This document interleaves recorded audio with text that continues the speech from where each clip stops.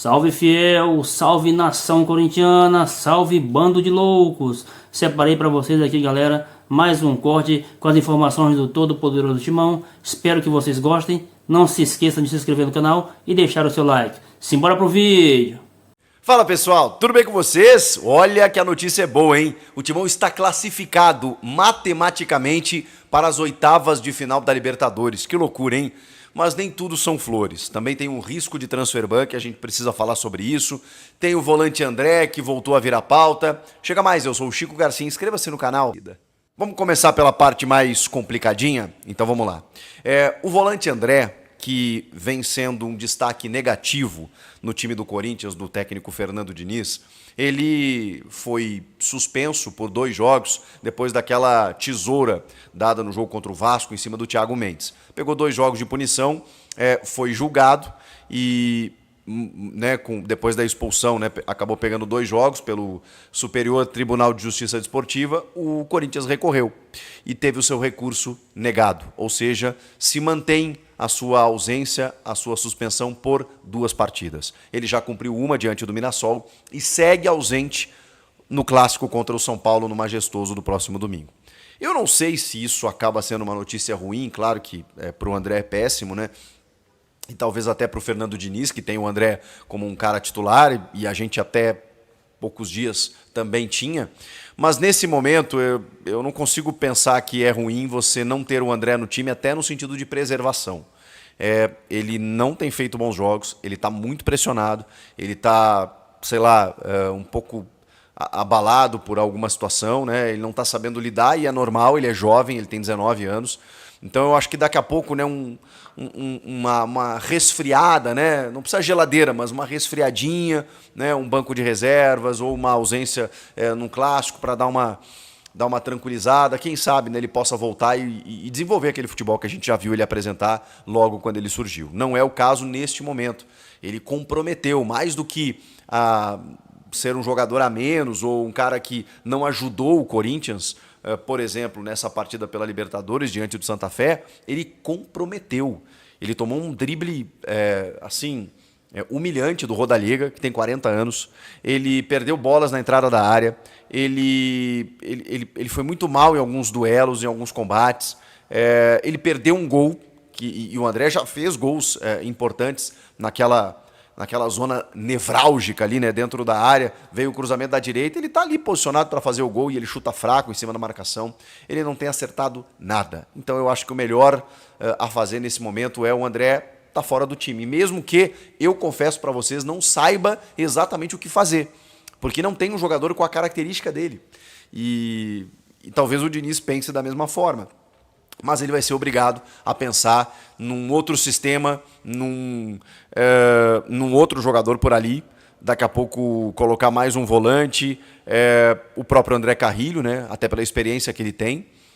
Se ele achar que precisa de um jogador mais intenso de combate, colocar mais um ponta de repente, um Caio César para ser titular junto do Lingard com o Yuri Alberto, e aí ele teria só 3 meio-campistas, mas aí o Breno Bidon vai ter que correr dobrado, assim como o Ranielli, para deixar o Rodrigo Garro armar o jogo. Enfim, essas questões de time a gente vai projetar mais próximo do jogo, né, sobre como o Diniz pode armar esse time sem o André, que vinha sendo essa figura central ali em termos de combate e chegada na frente. Só que ele não é esse cara já tem algumas semanas, né? A gente precisa encarar a realidade.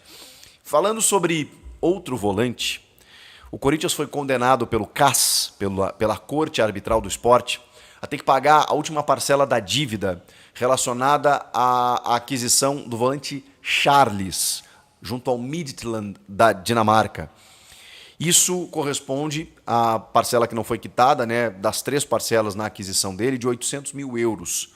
Só que o Corinthians, por não ter pago e ter, né, ocorrido a ação na justiça por parte do clube dinamarquês, o Corinthians ainda tem que arcar com outras custas do processo, mais 200 mil euros de multa, enfim.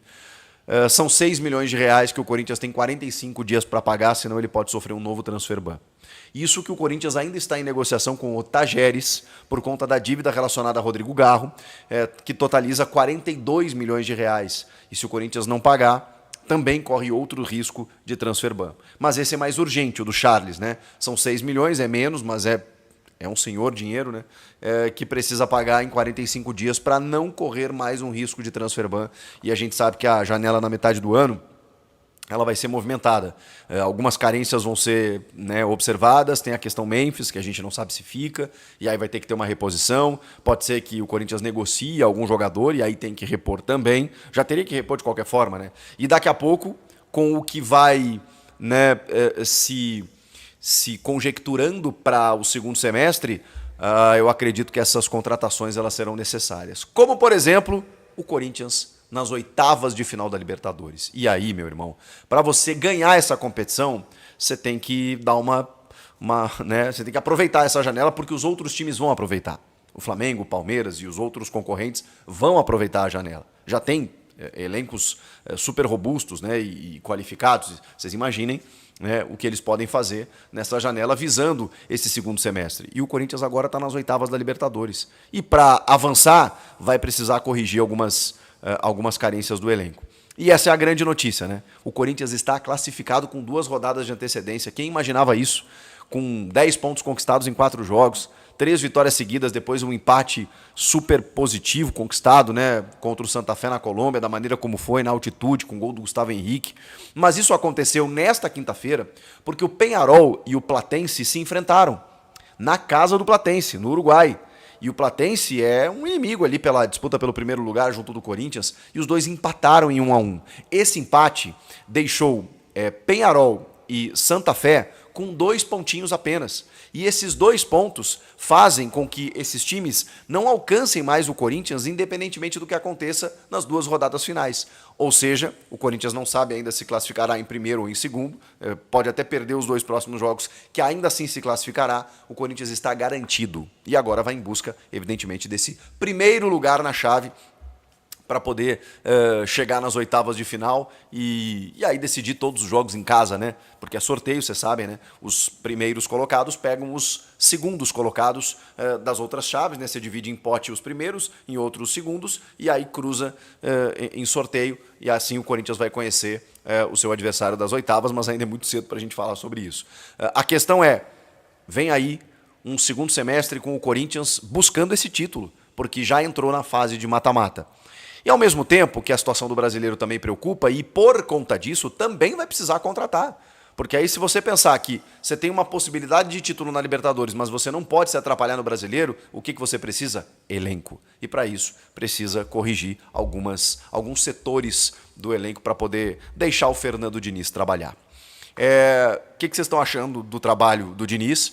Eu sei que tem uma oscilação muito grande, né, quando você olha para o Campeonato Brasileiro, que obviamente a campanha que está lá não é culpa do Diniz, muito pelo contrário, né, ele tem uma derrota agora, que foi no último jogo para o Mirassol, mas até então não tinha nem tomado um gol sequer, mesmo com adversidades de jogadores a menos, né, contra o Vasco, contra o Palmeiras.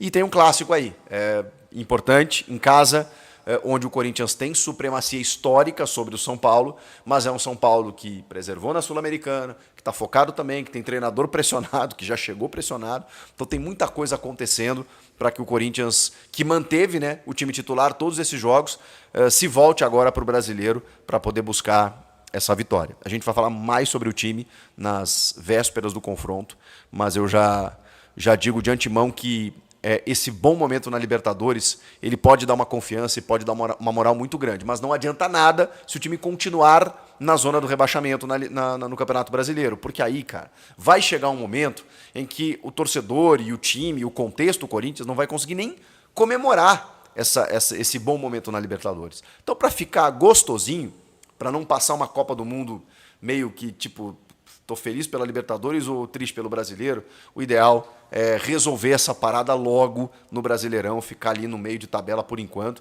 depois buscar coisas melhores e poder se focar na Libertadores, porque eu tô sentindo que a Libertadores... Eu não sei se vai ser campeão, gente, eu não quero afirmar isso, nem tem como, tem muita coisa para acontecer, tem concorrentes mais fortes que o Corinthians, é preciso dizer isso em termos de elenco, mas, cara, é um título a ser perseguido. Acho que é um título a ser buscado. Pode ser uma obviedade que eu estou dizendo, mas, sei lá, muita gente não colocava o Corinthians como um postulante. E eu acho que ele vai se credenciando. A Libertadores ela é muito traiçoeira, ela é muito estratégica, ela é muito especial. e o Corinthians tem um treinador que já ganhou essa competição. Tem jogadores cascudos ali, tem um elenco que se acostumou a ser campeão nos últimos anos. A gente pode falar o que for do Corinthians. É um time que ganhou 3 títulos no último ano, de um ano para cá. Ganhou Paulista, ganhou Copa do Brasil, ganhou Supercopa. Então é um time que aprendeu a ganhar essa casca de campeão. Só que agora vem um desafio maior, que é justamente a glória eterna. Será que não dá? Enfim, temos muito a conversar daqui para frente sobre essas coisas. Comentem aqui, inscreva-se no canal. A gente está chegando em 1.200.000 inscritos. Muito obrigado para todo mundo. Eu volto na próxima. Tchau! Então é esse bando de loucos. Esse foi o vídeo de hoje. Espero que vocês tenham gostado. Não se esqueça de deixar o seu like e se inscrever no canal. Até a próxima. Tchau, tchau, rapaziada.